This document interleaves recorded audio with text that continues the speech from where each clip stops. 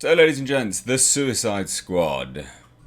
Or what are we? We're some kind of Suicide Squad? Yes, that's right. They hung a lantern on it again in this movie. So, this will be my review of the Suicide Squad. I'm going to talk as non-spoilers as possible. I might touch on some spoilers at the end, but I'll give you fair warning, so, don't worry about it. This isn't like a major spoiler review.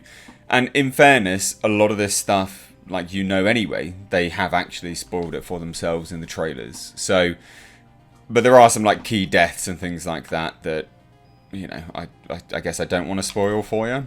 Now this is an interesting movie to review because two reasons. One is James Gunn from Marvel into DC, so that's interesting. It's an interesting movie because it follows on from an absolutely abysmal film that was just a joke in and unto itself. The fact that that won an Oscar for like best makeup is just beyond me. It loses all credibility at that point. This film was good. Not great, but good. And I think a lot of what I have as issues with it is because I can't quite wash the taste of the previous film out my mouth. So let me just break it down so you kind of understand what I mean. So I'm not just sounding like I'm just mindlessly hating on the film. The first film had really, really awful, and it was awful, like radio soundtrack, right? Just every single film from the radio was on there. It was just a joke. This film does what James Gunn normally does, where he has, songs that he quite likes in it, and fits up to pieces of stuff that's going on in the film itself.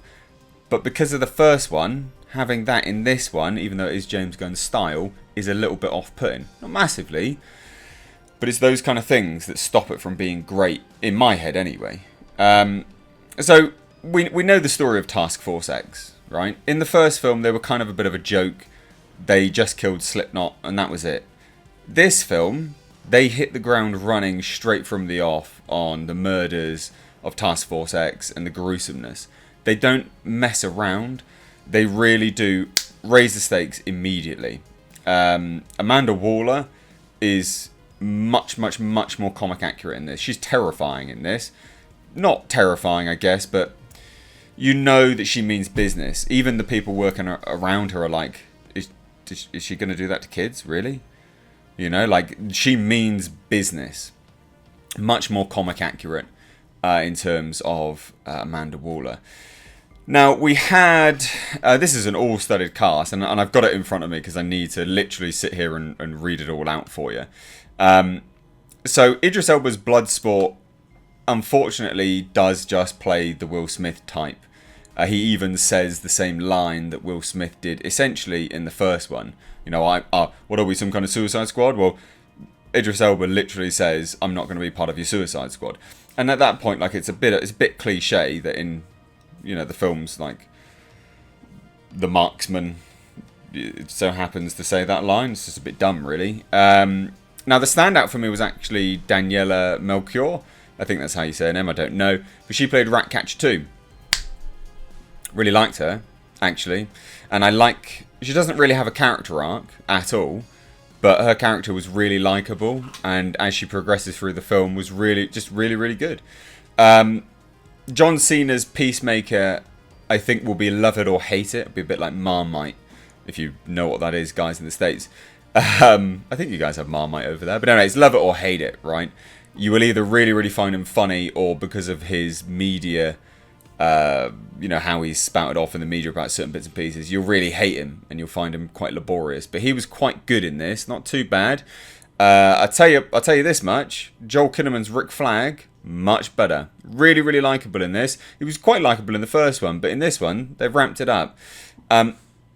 King Shark, good. Could have been better, but I did quite like him. I'm hoping maybe they sort of evolve that character a little bit moving forwards. I don't think they will. I don't think they can. But I liked it. David Dasmalchian's Polka Dot Man was interesting, and there's this running theme where he keeps seeing his mother everywhere, and that was actually quite funny. That was genuinely quite funny. Everyone else is actually all kind of besides the point. Like, I'm looking at it here, everyone listed. I mean, Pete Davidson, don't worry about him, barely in it. Spoiler alert, I guess. The other major drawback for me and again, this will be a love it or hate it situation, is Margot Robbie's Harley Quinn. I really cannot stand her. I don't like how she does Harley Quinn. I hate it. And I really like Batman the Animated, the original. I like Harley Quinn in that.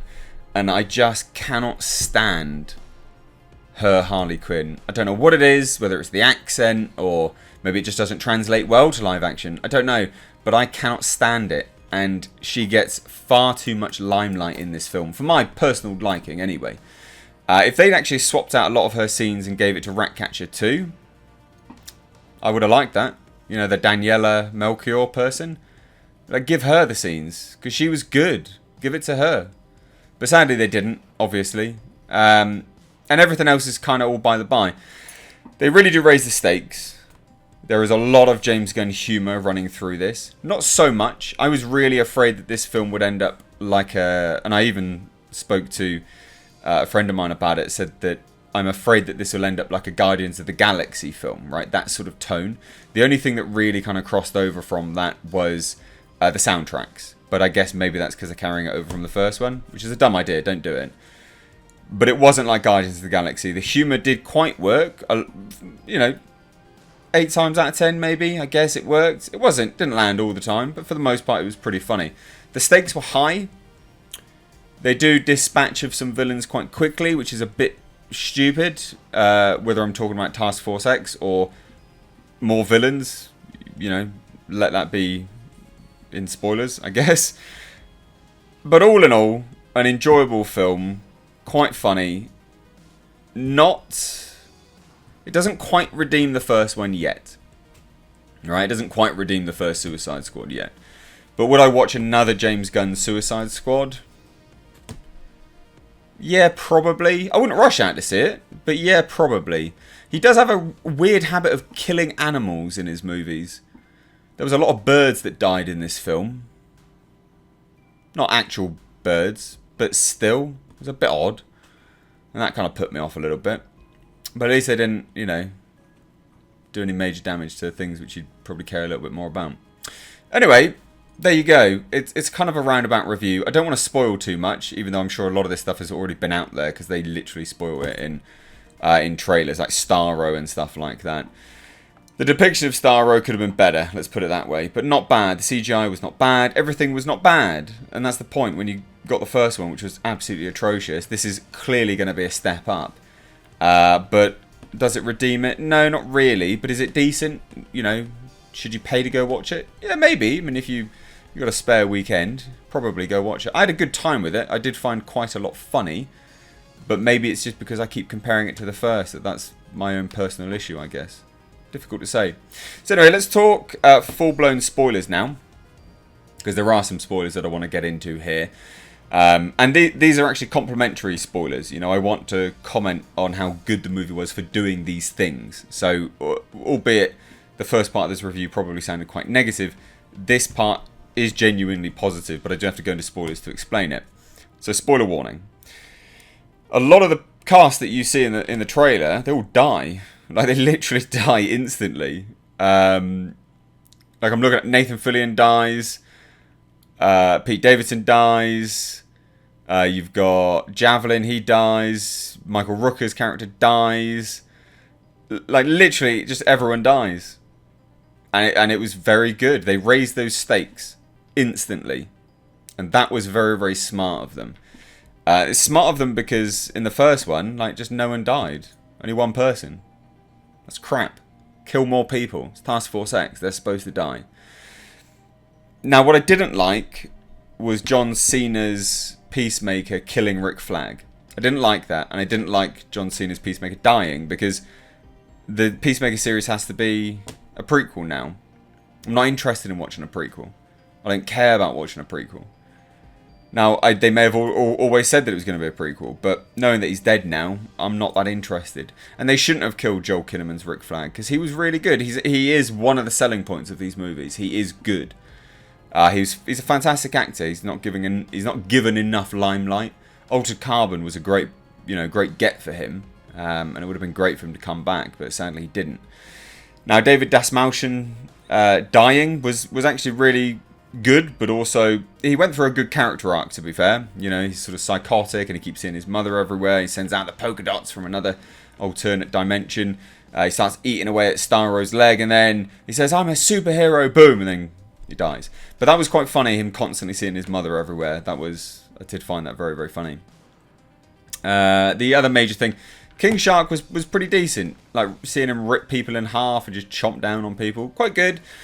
Sylvester Stallone did a pretty good job of it. But the standout of all of this was, I think the name was Sebastian. It was the little rat. I'm pretty certain it was Sebastian. He was cute. Good to see.